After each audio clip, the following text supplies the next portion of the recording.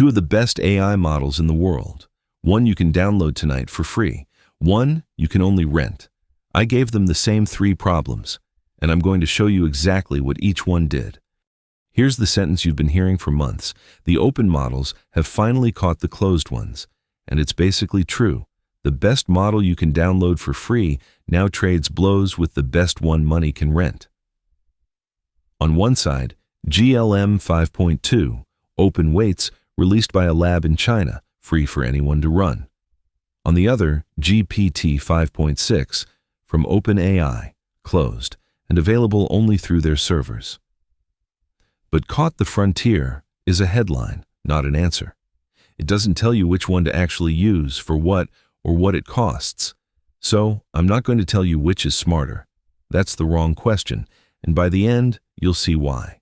Instead, the same hard problems run on both, only the model swapped. Every result is labeled GLM in teal, GPT in amber, so you always know exactly which model did what. First, what's actually different between them? Before any test, just on paper. The biggest gap isn't intelligence, it's openness. GLM's weights are public.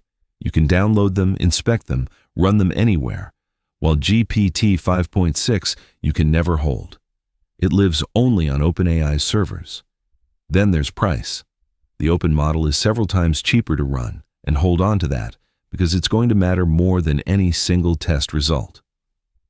A couple of honest facts people get wrong. GPT can see images and GLM can't, it's text only, but neither of them takes video, so that's a tie, not a gap. And both advertise about the same enormous memory, roughly 1 million tokens of context, so that's not an edge either. It's a claim, one we could test another day. That image gap is real, but it's a design choice, not a failing. Most tasks don't need eyes, and it's the one thing that was never a fair fight. So I left it out of the tests. Everything I did test is something both models can genuinely attempt. Test 1 is about trust, because a test only proves what it checks. Code can pass every test you wrote and still be quietly, completely wrong. So I gave both models one task: write a function that ranks a poker hand, and 6 tests to pass, all of them about pairs and 3 of a kinds, nothing about flushes, nothing about straights. And that's the trap, because a lazy solution that only handles the cases it was shown passes those 6 perfectly. The real question was never whether they'd pass. It's whether, unprompted, they'd write something genuinely correct, code that handles the hands I deliberately left out. So I checked their code against hands they were never given: flushes, straights, and the one every beginner forgets, the 5 high straight with the ace playing low, the wheel.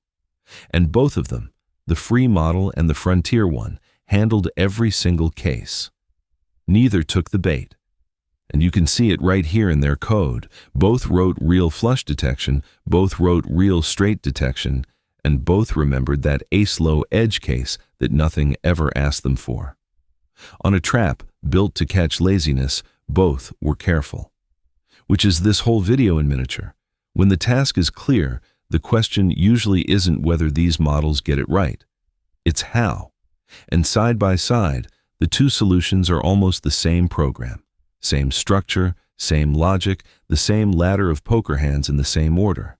The one real difference in style is manners. GPT documented its work, a comment explaining what each part does. GLM wrote the exact same logic with no comments at all, just the bare code. Not better, not worse. One talks you through it, one just does it. And here's the part worth sitting with. That stripped down, uncommented version is the free one, GLM, matching the frontier model's correctness line for nothing. Which points at the one real, measurable difference between these two. And it isn't in the code. It's the price. Remember the numbers from earlier. The model that just matched the frontier one here lists it several times less to run. Same answer, a fraction of the going rate. Test 2. Writing code that looks right is easy. Writing code that runs is harder, and knowing whether it actually works takes more than a glance. So I asked both to build a complete, playable game from nothing. A lunar lander with real gravity, fuel, a landing pad, and a rule for a safe landing versus a crash in a single file with its own test suite. And both models delivered something that fooled me, in opposite directions. GPT's felt broken. I'd bring it down in what looked like a perfect landing, and it would flash "Mission failed." So I read the code, and the game is right. A real landing has to be slow and upright, and not still sliding sideways, and I was sliding. It wasn't failing a good landing, I was flying a bad one. But here's the honest part. Even knowing exactly what it wanted, I couldn't land it. It's not broken. It's correct, and tuned so brutally hard that it stops being fun. GLM fooled me the other way. Mushy, sluggish, like the ship wouldn't respond at all. And again, the code says otherwise. The controls work. A clean landing registers. It's genuinely winnable. It's just tuned so floaty, the gravity and thrust so weak, that you drift helplessly before you can steer. So here's the real finding. Both models built a correct, working, fully tested lunar lander, and both tuned them so badly they're no fun to play. One too punishing to land, one too soft to fly. On the letter of the brief, GPT was a hair cleaner, one self-contained file to GLM's two. But GLM wrote the more thorough test suite, so on the game itself, honestly, I'm calling it a draw. And the real lesson is the one this channel runs on. Don't trust the surface. Both of these looked broken to me. Neither was. Only reading the code told me the truth. Last test, and the hardest, because this one isn't about knowing an answer. It's about reasoning about a system that has to hold together over time. Anyone can write the formula for gravity. It's one line. But building a whole solar system that stays stable, planets that orbit forever instead of spiraling into the star or flinging off into the void, takes getting the physics, the starting speeds, and the way the simulation steps through time all correct at once. Get any one of them slightly wrong, and you can watch it fall apart in seconds. And for the first time in this whole video, they didn't tie. GPT built this, 7 bodies in clean, stable circular orbits, running smooth. And it didn't just meet the brief, it went past it. The exact careful method that keeps orbits from decaying at 4 times the frame rate I asked for. It's genuinely lovely, and it just works. GLM built this. It starts, the planets appear, and then it comes apart. Some spiral into the star, one gets flung clean out of the system, and nothing ever settles into a stable orbit at all. The gravity is clearly there. The planets pull on each other, but nothing holds. It doesn't stay a solar system. So on the 2 clear, well-defined problems, the free model kept pace with the frontier one. But on the hardest one, the one that takes reasoning about a whole system at once, the gap everyone says has closed quietly, reopened. That's not a knock on GLM. It's the honest edge of open caught the frontier. It's caught up on a lot of things. This isn't one of them, yet. So, 3 tests. The poker trap, both passed, both genuinely careful. The game, a draw.